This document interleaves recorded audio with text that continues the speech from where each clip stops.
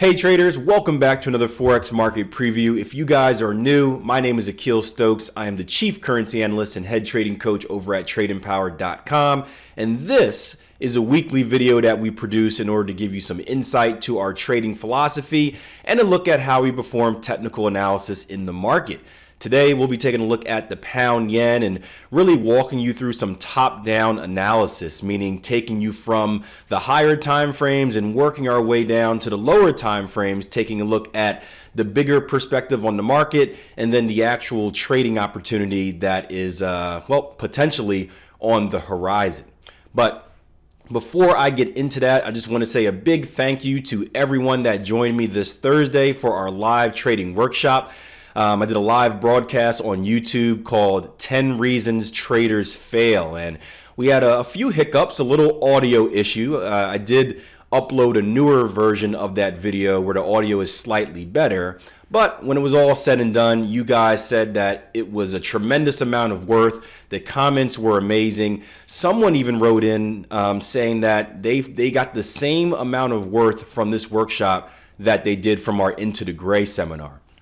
For you guys that are maybe new, if you head over to TradingPower.com and click that Learn to Trade tab, there's a really good workshop that we recommend each and every single trader watches called Into the Gray, where we explain our philosophy on how to read a price chart, our new structure low, new structure high principles, basically the foundational elements of doing technical analysis. So to have something that didn't even mention the charts, didn't look at the charts at all, just straight trading psychology and information, rank up there next to that video. That's just very humbling, and I appreciate you guys. So go ahead and check that out. If you're on the Trade Empowered YouTube page, just scroll down under the Akil Stokes playlist, and you should be able to find it. Or if you're subscribed to my personal page, just YouTube search Akil Stokes, and it'll be right there for you. So that's big. All right, so as I mentioned before, we're going to take a look at the pound yen. This is a trade that we mentioned in the syndicate early last week. We've been tracking it in the live room, and I want to continue on that analysis and really set you up with how I'll be looking to break down this market for the week ahead. Okay, traders, so right now we're on the pound yen daily time frame. And the daily time frame is the first chart that I use to really just gain an overall perspective on the market. I don't personally trade off the daily, meaning I don't execute trades from it. However, I do use it to set up what I call a confirmation bias for the rest of my analysis. Now, a confirmation bias could be good or bad. Many of you have read the article I wrote where I talk about a confirmation bias being a negative thing, such as, let's say, listening to the news and everything or everyone on the news is saying, sell the euro, sell the euro, sell the euro. So whenever you look to a price chart, you ignore any type of buying opportunities and only sell the euro or only look to sell the euro because that's what's locked into your mind. That would be a negative version of that confirmation bias.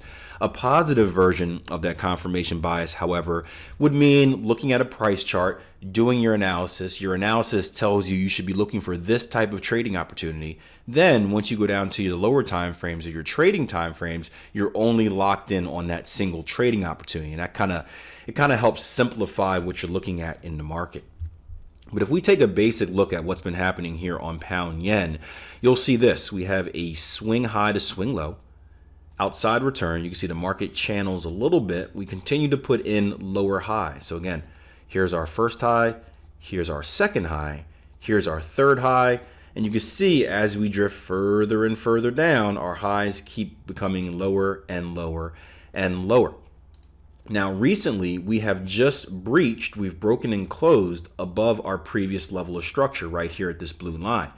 And if you're familiar with our philosophy on how to read a price chart, when we see a higher high, higher close or a new structure high, that causes us to think trend continuation in that direction. And this whole process is something we call IPDE. It stands for identify, predict, decide, execute. And it's the process that we want to go through whenever we break down a price chart. We first want to identify what price action is doing, in this case, the higher high, higher close. We want to then predict what that means. So if we have a higher high, higher close, then what is the market most likely to do? And I like breaking that prediction up into really two different areas. Not only where is the market likely to go, but how is the market likely to get there? So for you guys that are familiar, if we walk through this process together, we identified a higher high, higher close. Next step, what is your prediction? When you see something like this on a chart, where is price action most likely to go next? What do you guys think?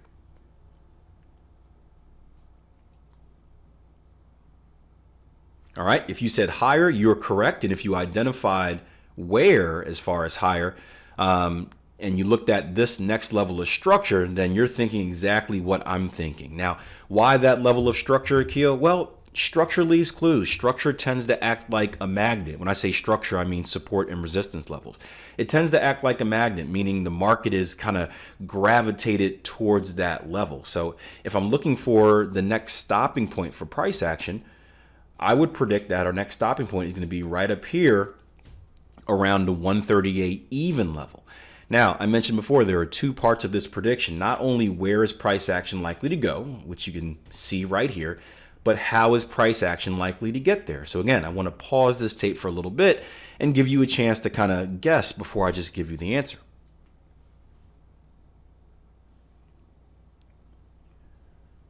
All right.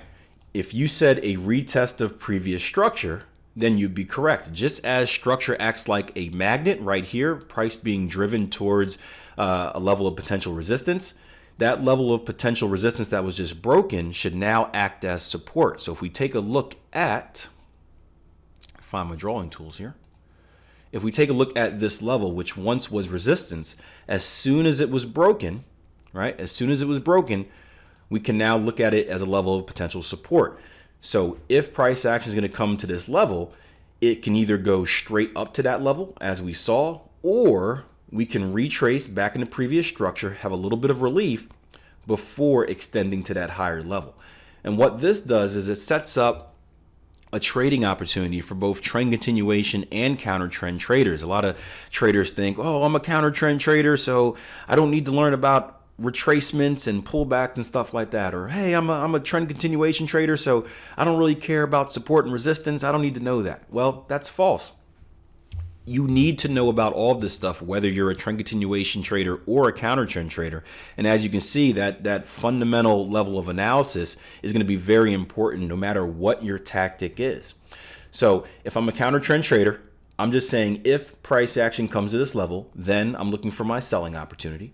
If I am a trend continuation trader, I'm telling myself if price action gives me a pullback, then I'm looking for my trend continuation trading opportunity in this area as a chance to get long.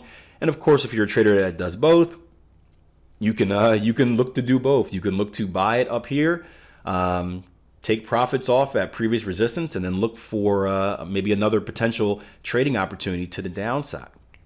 So again, that's the overall analysis of the market, guys. There's no trading opportunities. Where do I buy? Where do I sell? That doesn't matter yet. That comes in time. The market will tell us that. The first thing we need to do is we need to set up that overall mindset of how we want to attack this chart.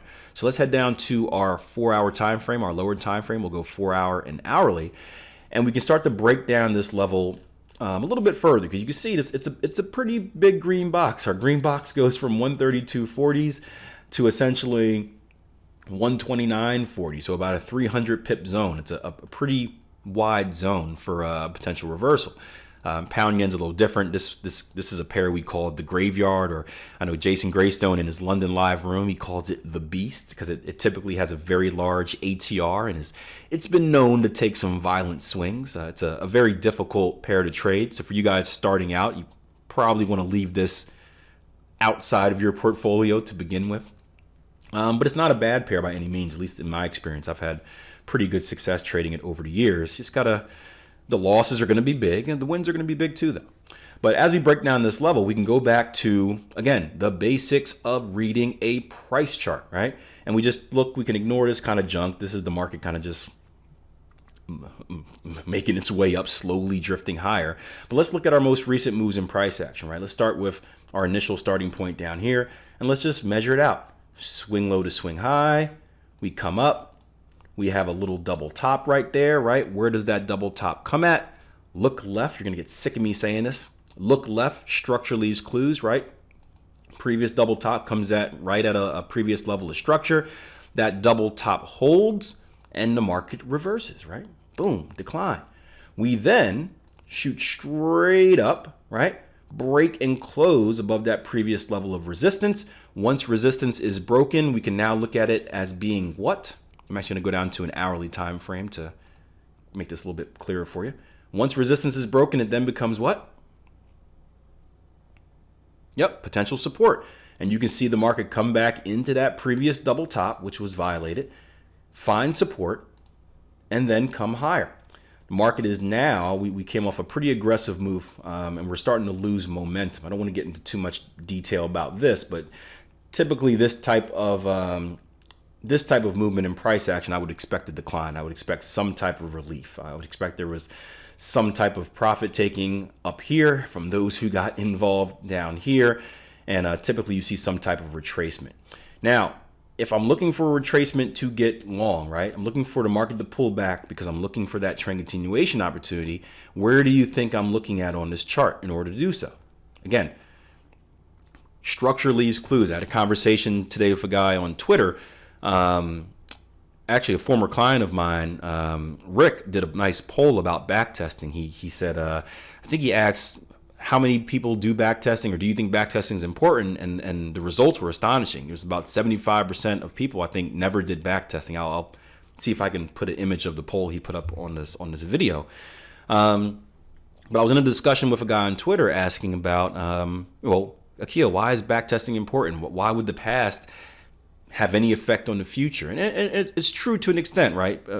The past results do not, or past actions don't guarantee future results, not by any means, but it's the best we have, guys. You know, as far as the bigger picture, as far as testing a strategy, you need to know how your strategy performed historically, right, over different market conditions to have any type of idea of how it may perform in the future. Doesn't mean it's going to perform the exact same way, but if you can find patterns in the past performance with your strategy, there's a good chance that those patterns will repeat itself. You know, same thing with the market. If we can find past levels of support and resistance, right, it doesn't mean that if price action returns to this level, it doesn't mean that it will. I hate traders that say that, Akil, it will, it must, it has to reverse right here. It doesn't. And if you've traded for any time, you've seen that plenty of times where you've made a prediction at what you deem to be the perfect location and market blows right through it. And you're like, well, that sucked, right? So it doesn't have to do it, but looking back, these are the best clues we have. When we have these clues, it allows us to make the best predictions of where we want to get involved, and it allows us to put ourselves in the best situations to trade, in my opinion. So there's a big difference between it has to, it will, and making smart predictions. The point is, this level of structure, the long-winded point is, right? This level of structure, which was once previous resistance, was broken, then found support. So if price action were to return to this level,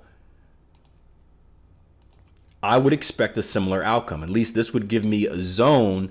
This would give me a zone that I can look for a potential trading opportunity, right? So doesn't mean I'm going to buy aggressively. Doesn't mean I'm going to put a limit order right here and buy it up. You could do that, I suppose. I'm not that aggressive as a trader unless we get a touch of the very lows of this this pullback in a certain candlestick combination. But if price action reaches the zone, then you look for your reason for entry. If you're aggressive, take it aggressively. If you're super conservative, you can wait for as much as a 26.18 opportunity down here, meaning you can wait for the market to kind of do something like this, double bottom, boom, come back down, and try to buy it up here. Again, that's up to you as an individual trader. There's no one technique that works for everyone. It's all about making your trading work with your philosophy. That way you limit error. So this is the area that I'll be looking for a pullback to. You can see the risk reward is going to be outstanding. Let's say we just come right here, any part in this zone. We can look for stops underneath that level of structure. Right around here is probably going to be your safest point, giving yourself a little bit of breathing room. But you have room to the upside. You have room to retest previous structure highs. And even if we go back out to the daily, for you guys taking extended targets, right? And we talked about, well, we'll keep it simple. For you guys looking to take extended targets, you can actually look for some type of continuation, maybe going all the way up to our previous resistance level up here. So that's what's on my radar for this week with pound yen. We've been watching it. We've been doing this analysis all last week in the live room, all last week in the syndicate. And I told traders, this is what you go through. Sometimes you have to be very, very patient. You've got to lock in an idea, right? And not by lock in meaning ignore everything else, but you identify something. You don't want to rush. You don't want to buy it right now, but you start developing that plan of attack. And you just simply watch it, and wait for the market to give you what you need. Will this happen? I don't know. The market may go straight up and we'll never have a chance to take this trade. But I know if it does happen, I'm prepared to take advantage of this opportunity because this is something that I don't want to miss. If I can get one opportunity like this a year, where I can get these big extended targets with it, that's a massive impact on my trading. So that's what I'm looking at for pound yen. And we're going to keep an eye on this all week in the live room and, of course, all week in our syndicate program as well. So if you like that type of analysis, here's what I want you to do.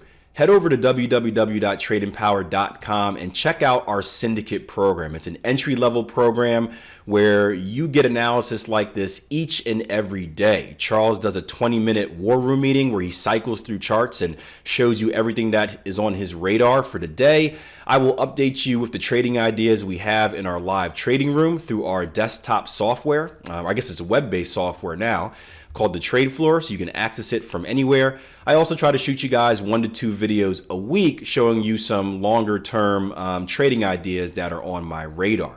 The best thing is it's only $1 to sign up, so you get 30 days for $1. That gives you time to really see if it's of any value to you. If it is, you can certainly sign up for a monthly subscription or sign up for a full year and get a pretty sweet discount on that. Or if you find it to be worthless, you can just cancel your subscription before the 30 days is up and all you've lost is $1. But I certainly think each and every one of you guys should check it out, at least give it a try if you haven't already. Again, we're at that time of the year where you need to start asking yourself, what am I going to do to start making my trading better for 2017? Many of you are not at the point where you want it to be. Something is wrong. This is the best time to kind of put the trading to the side and focus on education and getting yourself right for the new year. While you're over here, as I continue with my shameless plugs, check out the Learn to Trade tab. This is where we have our free training events. You can see Into the Gray is right here. That's what I mentioned earlier. Also, we have the 2618 strategy. These are all free workshops with a handful of articles, ebooks, and other quick hit training videos. When you're over here, you might as well sign up on our email list. This is very important. Not only do you get the Forex Market Preview before the rest of the world, I will shoot it out to you as soon as it's produced instead of waiting until Sunday evening to get it, but you get emailed each and every time we have either a free training event coming up. I know Charles did one a few weeks ago, or a new product or service coming out. We just released, if you're on our email list, you got the email about that. So you know what we just released. So make sure you do that, guys. Especially take advantage of this free training. It's here. It's free. Use it. You should be watching all of this 3-4 times. This is powerful information. So thank you once again for joining me for another Forex Market Preview. As always, it's I'm very appreciative if you hit that like button, if you comment, if you share this on social media. That is big for us growing this YouTube page. I know we're looking like we're not going to hit that goal, but I'd still like to think we're going to get 100,000 subscribers by the end of the year, and only you guys can help that happen. So each time you share this with someone, it is very appreciated by us here at Trading Power. So until next time, plan your trade, trade your plan. You guys have a great weekend. We're in that final stretch of 2016, so let's make sure we get some good trading in to end the year, and then we can restart and refresh for 2017. In today's video, we're going to be taking a look at the pound yen and really going through the entire process that I do and hopefully give you some insight on. Hey traders, welcome back to another Forex Market Preview. My name is Akil Stokes. You also get shot emails when